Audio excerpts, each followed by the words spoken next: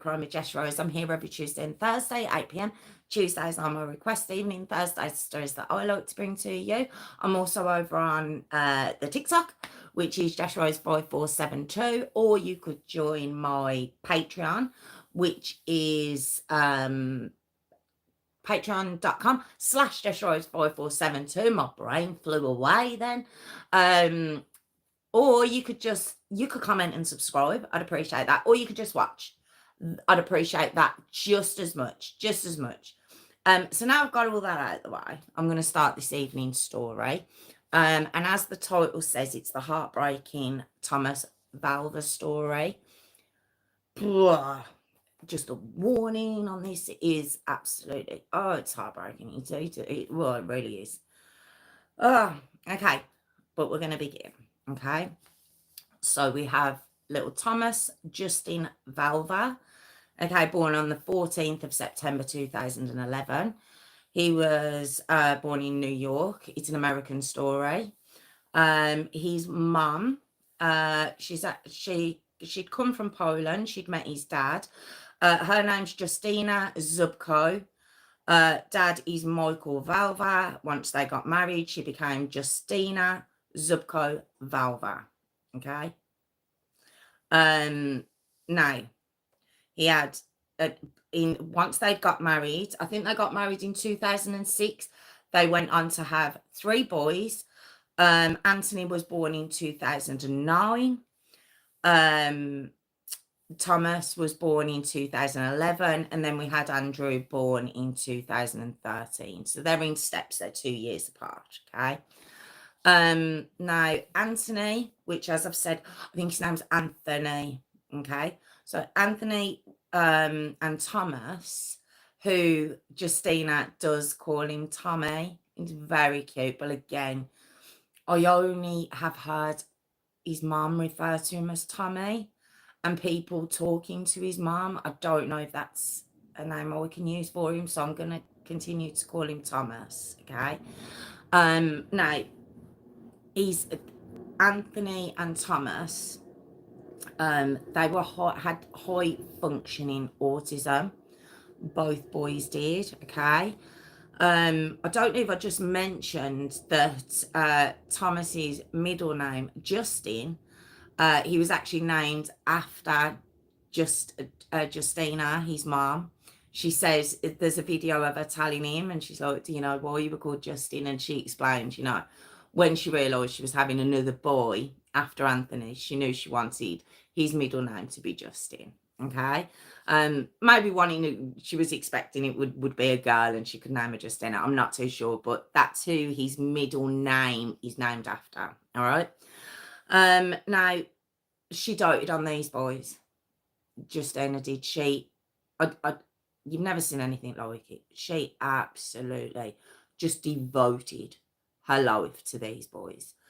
And obviously once they'd been diagnosed with autism, I think this was before Andrew had come along, because Thomas was diagnosed at 2, meaning Anthony would have been 4. Once they were diagnosed, she would take them to like special therapy lessons in Manhattan during the week.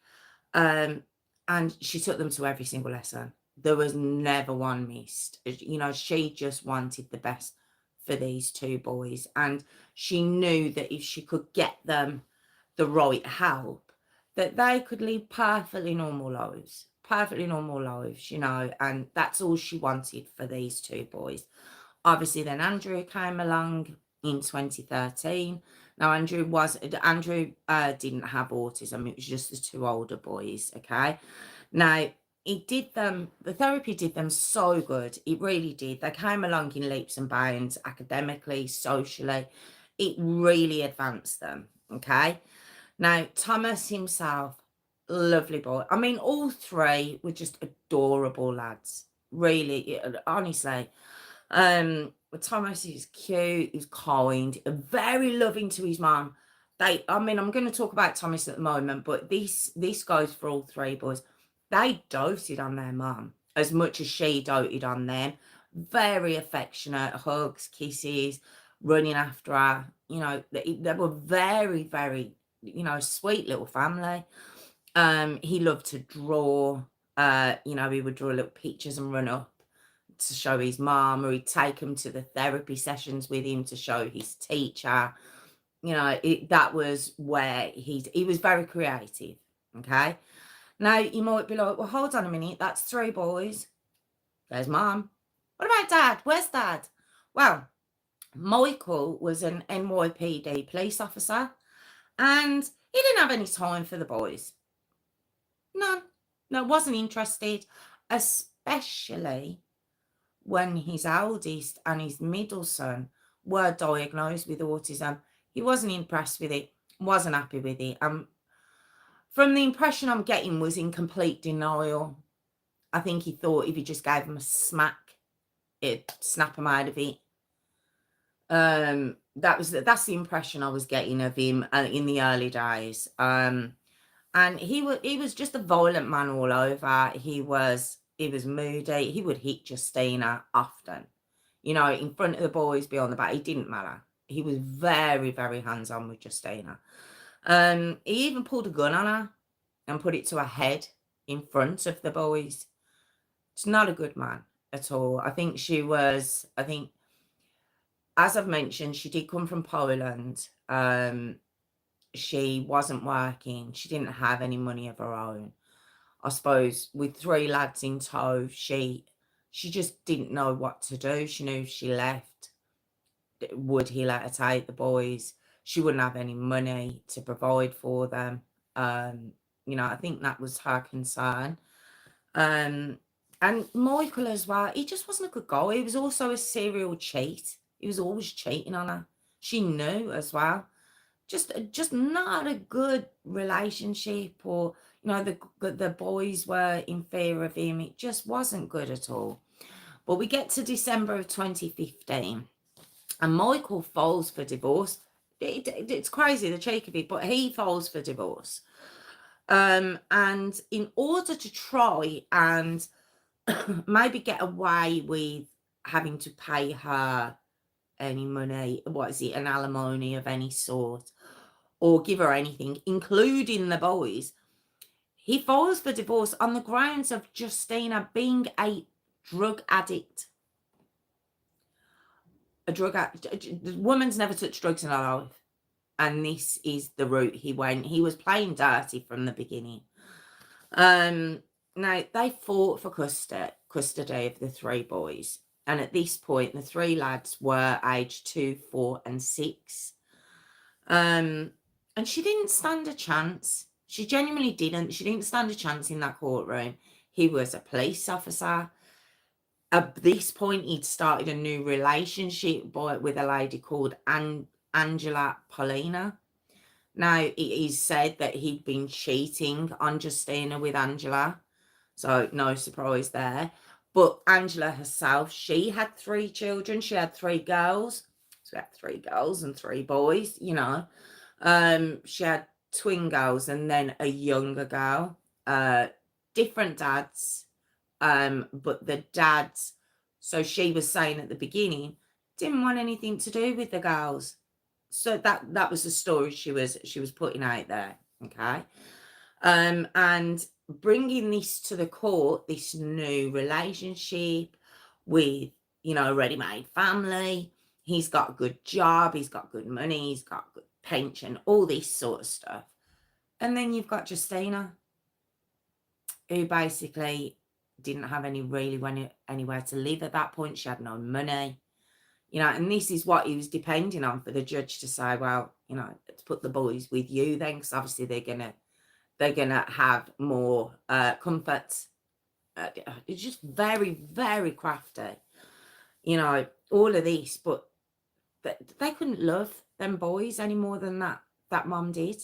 It was just crazy. It was like the money was the answer to this custody issue. Now, Angela herself, not only did she have the 3 girls, she was a hospital administrator. So, like I say, a lot of money. They were very well off, all right? So, in between the time of December 2015 when he filed for divorce and the 6th of September 2017, they were kind of splitting custody, but it was getting harder and harder for Justyna to see her boys, and he was making it harder for the boys to even talk about their mum. He didn't even want her name being brought up. Now they go for the court hearing, as I said, in September of 2017, and Justyna during that time period had been collecting evidence in a way to bring to the custody hearing. And the reason she was doing this is she'd started to notice that the boys, as in Anthony and Thomas, had started wetting themselves again. Now, they'd been potty trained and everything else. Obviously, autistic children, they just take a little bit longer to get to grips with that kind of thing. But they were good. They were done. They were okay. They'd started, having accidents again. She started hearing that they would be punished. So she started recording when she'd meet up with them, when she'd go to, it looked like the meeting place was at a car park somewhere. And the boys would want to run and they'd want to hug her. And he'd just be dragging them back. I've seen the footage and he looked like it was the youngest lad, Andrew, and he's dragging him back from stopping him to run to his mum. And all she's there going, come on, come and hug mommy. And he just didn't want it at all. He didn't like that at all. And she found out that, he was telling them not to do that. Don't go and hug your mum. Don't go and kiss your mum. And they would get punished for it. So in order to collect evidence, when they'd come to her, she'd see bruises on the boys. She'd see abrasions, so she would take photos and have this all lined up because she knew this custody trial would be in the future, and she'd need to have all her, what would you say, all ducks in a row. Also, what she did, she popped a recorder in one of the boys' bags. I'm not sure which boy's bag it was in.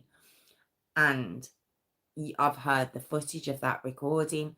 And it seems like the 3 boys are in the car. It must be going home from visiting their mum. And this is what they were being made to say in the car. Now, Michael, he would say to them, we love daddy. We love daddy. Wanted them to say, we love daddy. And Angela, you would hear her saying, say, we love daddy. Now, at first, in that recording, you can hear one of the boys saying, when they were saying, we love daddy, one of the boys would go, we love mummy. And he'd be like, no, we love daddy. So, no, we love mummy. And I think the child who was responding thought it was some sort of game until daddy went quite quiet. And then you heard Angela, no, we love daddy. So then they started saying, we love daddy.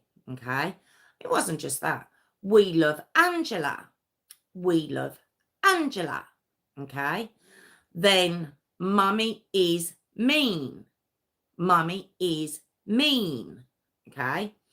Mummy hits me. Mummy hits me. Okay.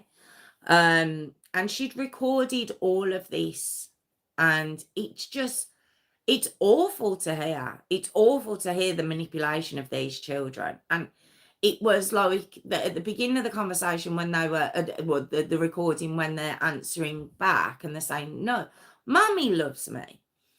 They were quite upbeat, but by the end of this recording of them being made to repeat this, it was like, mummy hits me. Mummy's mean to me. It was like the whole tone had changed on the boys. Very, very sad to listen to. And basically, when they were talking to her, they'd say, yeah, daddy doesn't want us to come and hug you. He punishes us. And that's when she was starting to realise there was something going on in that house, and hence the picture she was taking of bruises and, you know, the change, especially in the older two, the changes that were coming about in them from all the work she'd done with them to these changes coming about.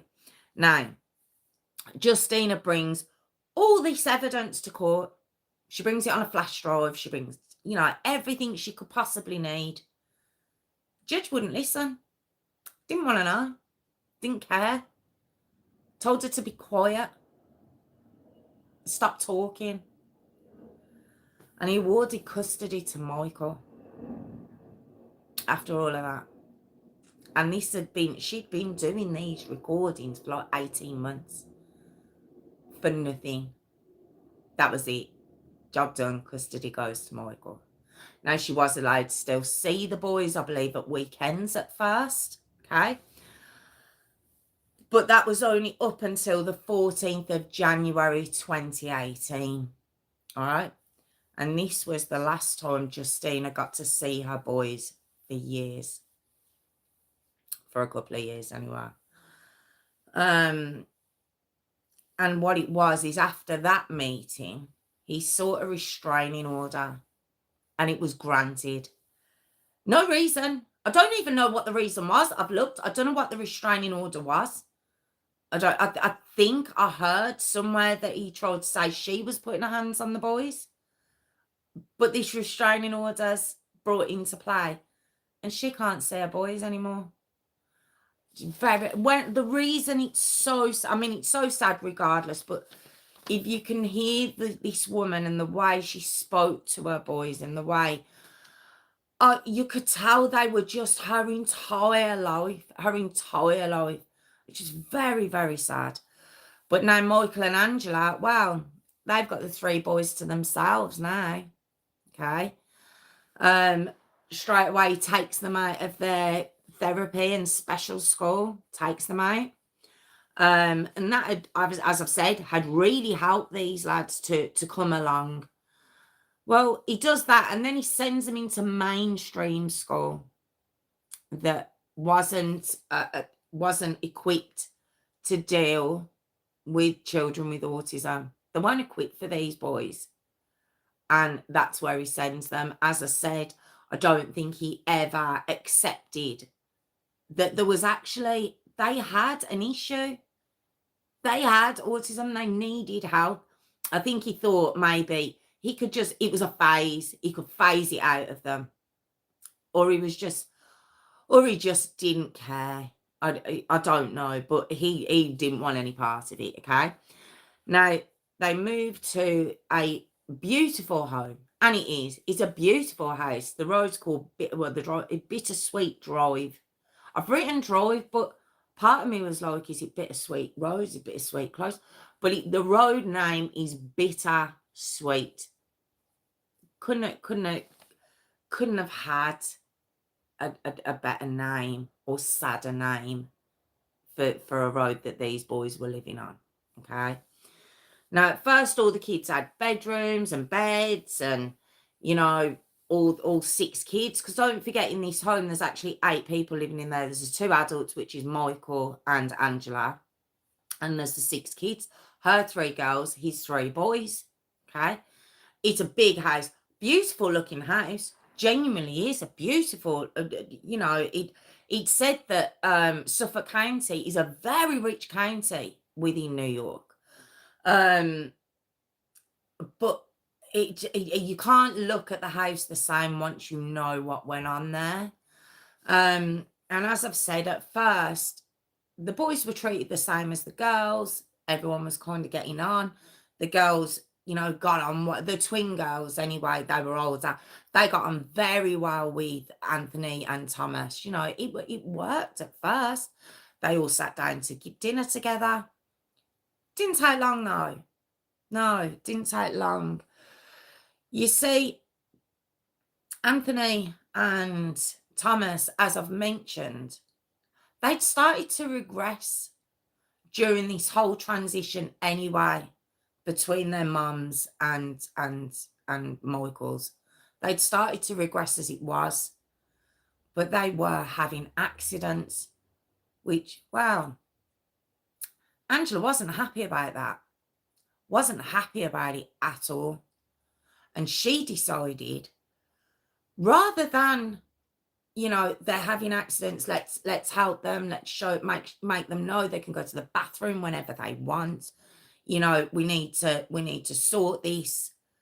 Oh no, they're banned from using the bathrooms within the house. They're not allowed to go to the bathroom. And began a cycle then of, you can't use the bathroom. So when you have an accident, now I'm going to beat you for it. That was the cycle that began for these two boys. I don't get it. I don't understand it. I don't, you know, I never can understand these stories. But if you were so concerned that these lads were having so-called accidents in your home, let them go to the bathroom. Help them. Help them. But no, that's not what was going on. Cameras were put all around the house. They were installed all around the house, in bedrooms, in the garage. Okay, cameras were everywhere. So because they were wetting themselves and soiling their clothes, they weren't allowed to sleep on the beds anymore. They had to sleep on the floor, on puppy pads. That's what they did to these boys. They had to sleep on puppy pads then.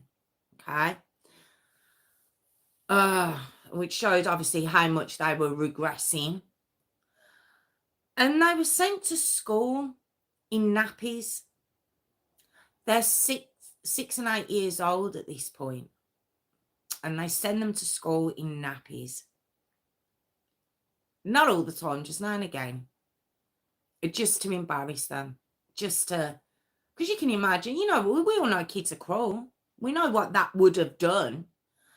Then when Angela wasn't happy with them sleeping in the bedrooms anymore, she then started to say to Michael, let's put them out in the garden. Out in the garden. They were made to sleep in a tent out there. And then finally they get moved to the garage. That's where they moved to. Because, you know, she doesn't want them using the bathroom in the house, but there's no bathroom in the garage, and they would lock the door that connected the garage into the house. So there's no bathroom in the garage. They can't get into the house. They're not allowed to go into the house anyway. They'd have to come in from school and go straight to this garage with no bathroom in there, and then get beaten when Michael would get home because they've soiled themselves. And she was very much an instigator in that. This vile, rotten woman. Now, Andrew, obviously the youngest of his 3 boys, I think maybe because he didn't have autism, or maybe thought because he was so young he could reprogram him into forgetting about his mom. I'm not too sure. I'm assuming it's something along those lines, but Andrew wasn't treated the same as Thomas and Anthony. He was treated the same as the girls in the house. He got to sleep in a warm bed. He got to eat at the dinner table with the girls, with the family. And he was young. He didn't quite get what was going on. The girls were told, oh, they're in there because they're being punished because they've been bad.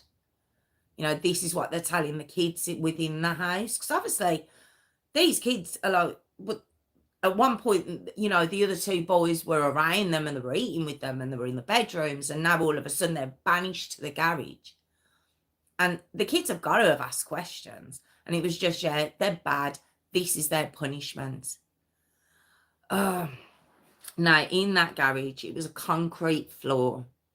There was no, of course, there was no bedding thrown in there for them. It was just concrete floor. It was freezing in there in the winter months. It was just, I don't know how you can do that to your children, but that's where they were being put. All right.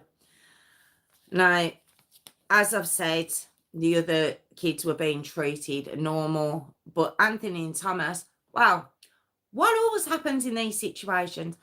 They were then being starved. Yeah, that was the next escalation in this story, isn't it always? Isn't it always? Now they're being starved. And she's making them one sandwich a day. That's what these boys were allowed to have. One sandwich a day. They weren't being allowed to drink for most of the time as well while they were in there. I just don't know how you can. And they would watch them on the cameras. They would watch them because there was 2 cameras in the garage. There's one over the door and there was one over the garage doors go up and then one by the stairs. The steps, I think, that go into their house.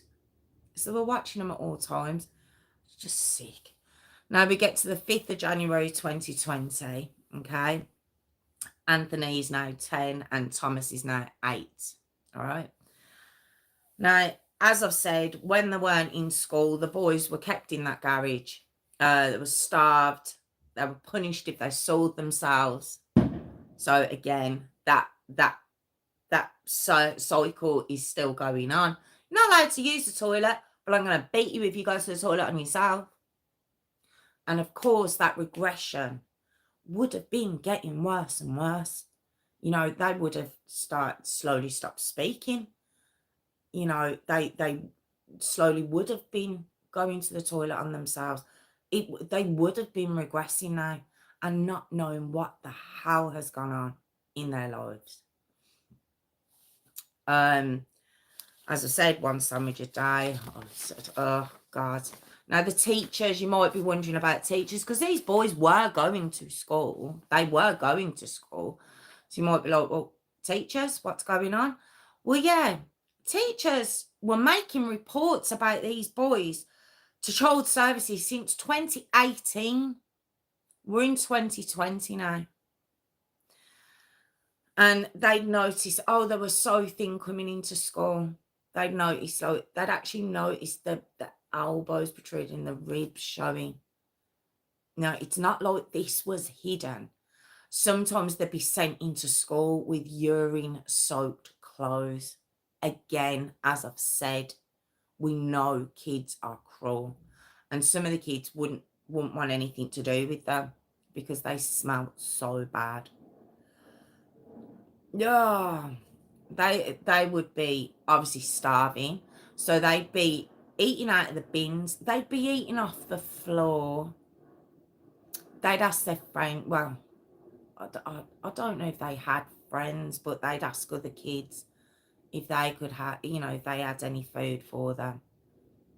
I just think it's so sad. Be coming to school with black eyes, bruises, lumps on their head. The school kept notes of everything, including the weight loss of these children, because the weight was just falling off them. One of the teachers said that every Friday I was so scared to send him home, and because I was scared on a Monday he wouldn't be coming back. She would keep like granola bars and snacks in a drawer, you know, to give. It was either Thomas himself or Thomas and Anthony. You know, they'd keep snacks to try and give the kids extra food. I heard that on a Friday they'd give them extra dinner because they weren't sure if they were eating over the weekend. Oh, God. And it said that Thomas, every Friday, is big on that. Every Friday, he'd look back into the classroom and he'd look at the classroom, look at his desk, look at the teacher, and then he'd go. This was on a Friday afternoon. And it was like he was memorising the teacher, his little desk, and his classroom. Because he didn't know if he was going to see it again or come the Monday. And between September of 2018 and January of 2020, 20 calls were made by that school to child services. 20. Only 11 of them triggered investigations, and each one was reported back as unfounded, and the case was closed. 11. They didn't talk to the boys. They didn't weigh them. They just obviously took Michael and Angela's word for whatever reason. Well, I think I know what reason it was. She worked in a hospital and he was a police officer. That were beyond reproach, obviously. And they closed every single case as unfounded. Out of 20. While at home, these boys were being punched, they were being kicked, they were being dragged by their hair, they were screamed at, they were being starved. All seen on the cameras. You know, they'd watch on the cameras as the other one was beating both boys, one boy at a time. And Justyna, during this time, she fighting. She was fighting everyone who would help her to try and get her boys back. But she couldn't. She was trying everything. And she was saying to the courts, if you leave them boys with him, they're going to die. She said that. She says they're going to die. No one had listened to her. No one cared. Now we get to January of 2020, as I've said. And Angela decides that she wants to pull everything out of the garage now. Everything. There wasn't much left in there for them. But anything that could be of comfort, she wanted out, including the cardboard that they had been sleeping on. That little comfort. She wanted that removed from them as well. Just everything. So they had nothing to sleep on, just concrete. That's it. And it says that Thomas found a filthy towel. It was a dirty towel in the corner somewhere. And he wrapped it round him, shivering, trying to keep warm. And she saw that and she was livid. She was livid. And it was ripped off him. This little dirty towel just to try and keep warm. And so all these boys then had was each other. And they just used to spend the nights shivering on that garage floor. And then getting up in the morning to go into school. And then the weekends, they didn't even have that reprieve of school. Just the whole weekend was spent in that garage and with their one sandwich a day. Now, it said that Thomas would look into the camera. Okay. Looking like he was pleading for help into the camera. But no help came for these boys. No help come. So we get to the 17th of January 2020. It's about 8 a.m. And at this point, it is 19 degrees Fahrenheit, which is minus 7 degrees Celsius. Minus 7 degrees. And it said that the garage was exactly the same temperature as it was outside. There was snow outside. And the garage was the same temperature. They were sleeping in minus 7 degree Celsius weather. Area. Now, Thomas and Anthony, they'd been in the freezing garage at this point for 16 hours. Because they'd had to come straight in from school, walk through the house, and they had to go straight into the garage. 16 hours they'd been in there. And they were shivering, they were on camera, they were shivering, they were trying everything to keep warm during the night. Now, what both kids had tried to do now was hold in. I mean, they weren't eating much, they weren't drinking much, but they'd try and hold in if they needed the toilet, maybe until they got to school. I don't know. But on camera, he was seen holding his stomach, Thomas was. No one was there to help him, but he was rocking, he was holding his stomach. But he ended up wetting and soiling himself.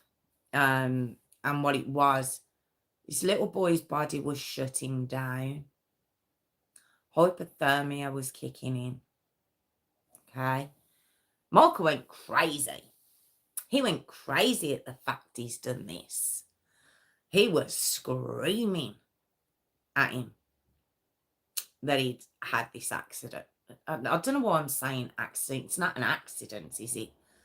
I just want to say it for the child himself, because he wouldn't have meant to do that. So it was an accident to him. Yeah. Michael, as I say, as he goes into the garage, apparently Angela looked in. She's like, "You can deal with it," because as I've said, he's really made a mess. And Michael, screams at him to get up, come outside. Might be like, what's he trying to get him outside for? But Thomas couldn't walk. He couldn't function. His whole body was, as I've said, it's shutting down. Michael, I don't know if he just couldn't see it or he just didn't care. I'm presuming it's the latter. He drags him outside. Okay. He couldn't, so he makes him stand up. And the reason he's making him stand up and stripping him off so he's naked outside is he's going to hose him down with freezing cold water. This child's been freezing in -7-degree weather inside the garage for 16 hours. And now he's going to throw freezing cold water into the mix on this child. And he would make him stand up. But Thomas kept falling down and he kept banging his head off the concrete. And he'd make him stand back up. And he would hose him down, freezing water. Thomas would fall down, make him stand back up. And each time he's banging his head, lumps are starting to actually physically appear where you could see them on camera. He's still making him stand up. And he's just screaming at him. He's just screaming at him as he's saying it, as he's doing it, sorry. He's torturing this child. This is actual torture. And you might be like, well, where was Angela? Well, she looks out the kitchen window, little Miss Prissy Pants. She looks out the kitchen window and she's like, Michael, the neighbours will hear you. No, stop torturing your child. No. Michael, the neighbours are going to hear you. And apparently one of her daughters walked up and she's looking out and she can see Thomas just not doing it, just dropping outside while his so-called dad is hosing him. And she's like, well, what's wrong with Thomas? And Angela turns around, she goes, he's got hypothermia. And the daughter's like, well, what's that? And she goes, oh, it's when someone's freezing. She knew. Because if you remember, I said she worked in a hospital. She knew what was happening to this child. She knew he wasn't going to last much longer. And she just told him to keep the noise down in case the neighbours heard. And then Michael drags him back into the garage. Okay. And he's kind of telling him to sit up and asking him, are you breathing? What are you doing? What are you playing at? But Thomas couldn't function anymore. He just couldn't. So at 9:40 a.m, a 911 call's made by Michael. Now apparently the house cleaner had come in and he told her to do CPR on Thomas. This is before he's phoned 911, by the way, because he waited an hour after that after he dragged him into that garage and he could see that child wasn't moving, he was just staring blankly. He was completely shutting down now. He still waited an hour. And then he calls 911. Okay. And on the call, you can hear him saying, oh, he fell down, he banged his head while he was waiting for the school bus. And then I put him in a warm shower to try and see if he's okay. But now he's collapsed. Utter liar. You could hear the operator getting a little bit frustrated as well, because he'd said he was a police officer. And then he's asking them, oh, I'm giving him CPR, but his stomach's going up and then down. And the operator's like, if you're a police officer, you would know that happens when you're giving mouth to mouth. Like, he was incredulous to what I'm assuming the operator must have thought, God, he's got to be in shock. He's got to be, he can't be functioning properly if he's asking these kind of questions. Now 911 arrive, and they arrived to see Thomas on the floor in the garage, still in the garage. Didn't even try moving.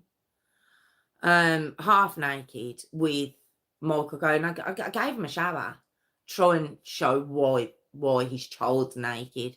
Didn't say where he gave him that shower, and that it was with freezing cold water out of the tap through the hose. Didn't say that. No, they rushed him to the hospital, and his body temperature was 76 degrees. Now, I didn't actually know what that meant. Our body temperature should be between 96 and 98 degrees. It was just over 20 degrees lower than it should have been. And they really tried. They really, really tried to resuscitate Thomas. But they couldn't. They couldn't. And he died, aged 8. Being tortured for years, really, at the hands of his so-called dad and stepmother. And Michael, who was there at the hospital, see, Angela didn't go. She didn't go to the hospital. Michael went, and they were shocked because he showed zero emotion, nothing. And it said that actually when he died, when Thomas died, he actually said, well, I've been through worse. That's what he said when his son was dead. I've been through worse. Oh, now, Angela, as I mentioned, she didn't go to the hospital. No, she's busy at home. She's deleting all the footage from the cameras. That's what she's doing at home. But she didn't realise it was saved on the cloud. Now, I'm saying on the cloud like I know what that is. I don't think I use it. I don't know what it is. I don't know if it's an Apple thing. I don't know what that is. But it was saved in this cloud.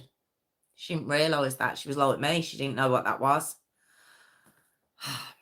Now, the autopsy's done on little Thomas. Okay. His cause of death comes back as hypothermia, as Angela had very well known. It was a prolonged torture. Manner of death is homicide. He had bruises and lacerations head to toe. Head to toe. Obviously, he was starved. He was 20 pounds underweight. His thymus gland had shrunk. That thymus gland, I'll never forget the name of that and the meaning behind that from Gabriel Fernandez. Okay, and it's a instrument in the back of your throat, I believe, and it reduces down with stress. And I remember Gabriel Fernandez is one I had reduced down to literally nothing through stress. And this is what had happened to Thomas's. It had shrunk. So from stress and starvation. His kidneys were ridiculously inflamed from holding in urine for so long over the years. It destroyed all his organs, had issues with them. Yeah, and the manner of death was homicide. Okay. Now,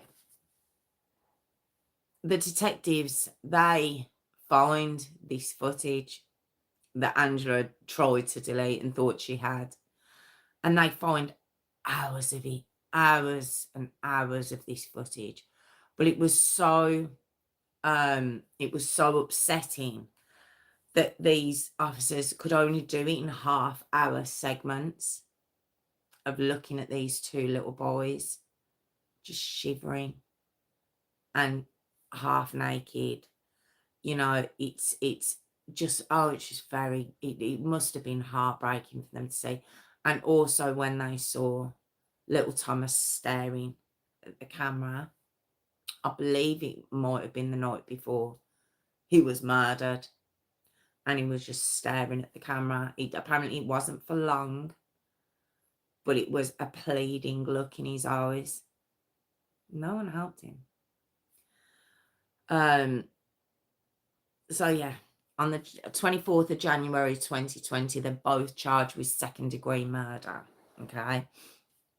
There was also a grand jury report to look into the failure of child services.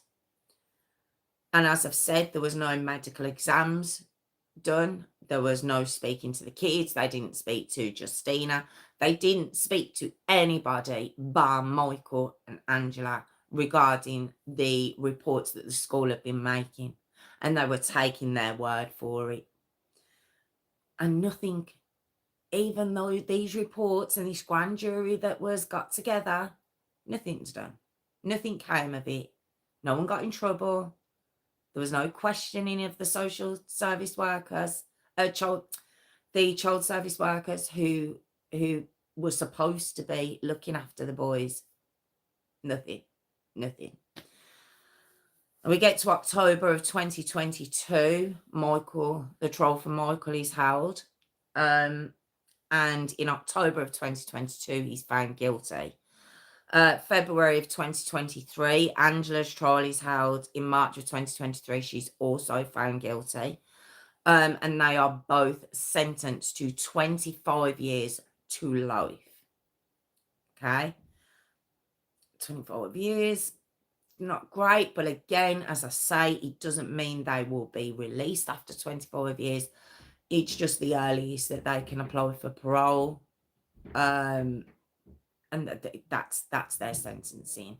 Okay. Now, Angela herself, I didn't recognize her because she was very, she was very, I don't even want to say the word attractive for this woman, but she was well presented. I'll say that. She was well presented before. Okay. But there mustn't be hair dye in prison, because the next time you see her at the trial, different woman. Look completely different. She looked like she'd aged 15, 20 years. Now, I'm assuming prison will do that to you too. But I just thought, you haven't got those creature comforts anymore. That money hasn't done you any favours at all now, has it? Just disgusting. And the judge did say, it was a judge or the prosecutor turned around and says, I'm just sad that you get to have pillows and blankets and a bed to sleep on. Not like those boys who didn't have that.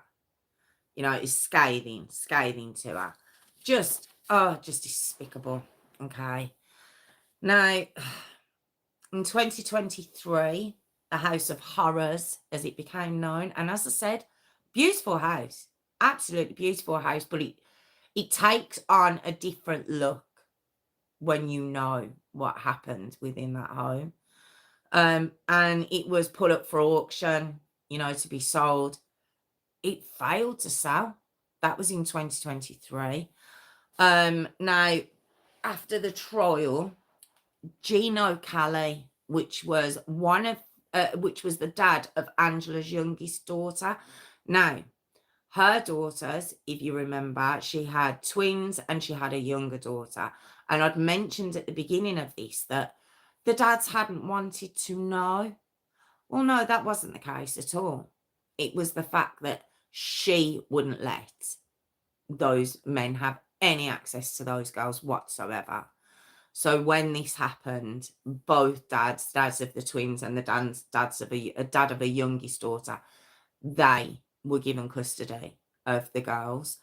Now Gino Kelly, which was the dad of the youngest daughter, he actually says she deserves an eye for an eye. He was disgusted by it.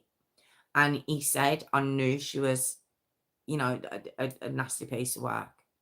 You know, that look, she wouldn't let me have any access to my daughter, but told everyone it was me, you know. Now Justyna, she got custody back of Anthony and Andrew. Poor woman, it's so sad.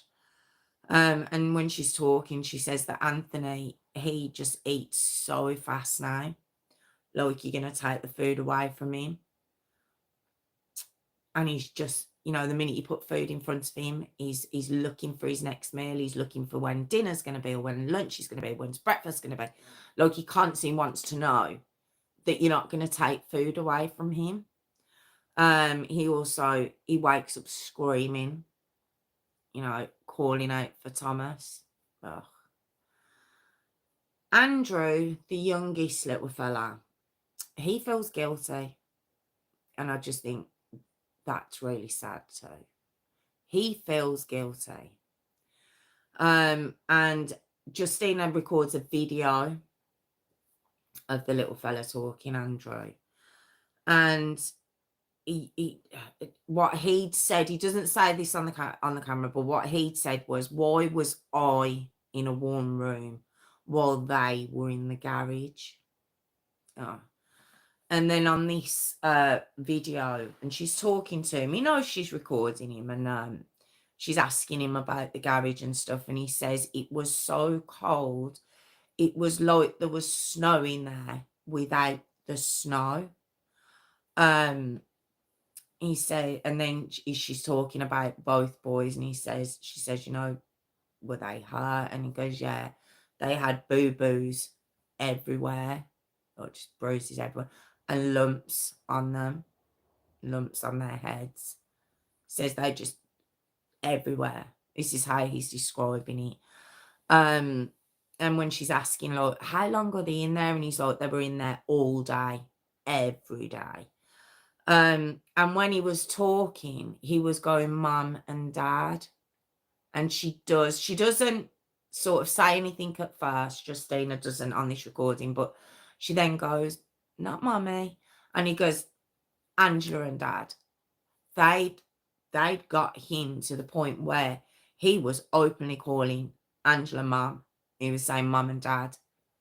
You know, so that brainwashing had worked on him, which is why I'm also thinking he didn't get the brunt that they did. He did say that at one time he was thrown in the garage, but he said it was, I think he said for an hour.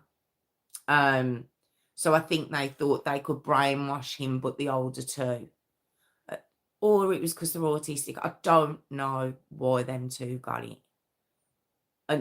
But, you know, it's just awful. And he said they'd have to go straight in the garage from school. And when she asked him why, he goes, because they'd pee their pants. And she says, but did they pee their pants at school? And he was like, no. And she was like, well, why? Basically what she was saying is, why would he have done it at home? Why would Michael and Angela think they were going to pee the pants at home if they didn't do it in school? And he was like, because the teachers would let them use the bathroom. And I was just like, oh. Even at that age, he knew the logic didn't make sense. It's just very, very, very sad. It's about I'd say about 10-minute footage that a recording that she's done, and it's just very sad to listen to him. He's a very intelligent little boy. But it's just very, very sad to hear. Now, Thomas was buried at St. Charles Cemetery in New York, and she does tend to record everything, and there's footage of them at the cemetery, and little Andrew's going, "I miss you, Thomas, and I love you, and I wish you were here so I could play with you, my big brother." And then you've got Anthony just going, "We miss you." I mean, his grave is just, it's beautiful. I mean, you can see the amount of flowers and everything at that boy's graveside, but it's very, very sad to hear them. But they do talk like he's right there. Yeah. Now, Justyna filed a lawsuit for 200 million against the county of Suffolk. She was offered a settlement of 3 million, which she turned down. And she actually said it's not about the money, it's about making a change. It wasn't about the money. She doesn't care about the money. She's not interested. But she doesn't want them to be able to settle and sweep it under the carpet. So she wouldn't accept that, because this is about justice for Tommy, which, as I mentioned at the beginning, that's what she calls him. Now, there were reforms passed afterwards. They got there were special teams within that county, special teams for autistic children, where the child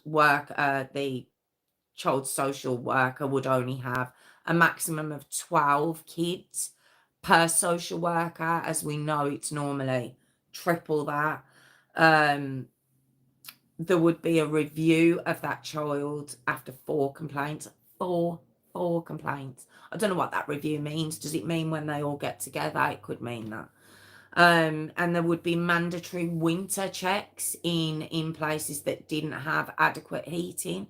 So they brought some reforms in, but we know it doesn't mean anything. It doesn't mean anything, does it?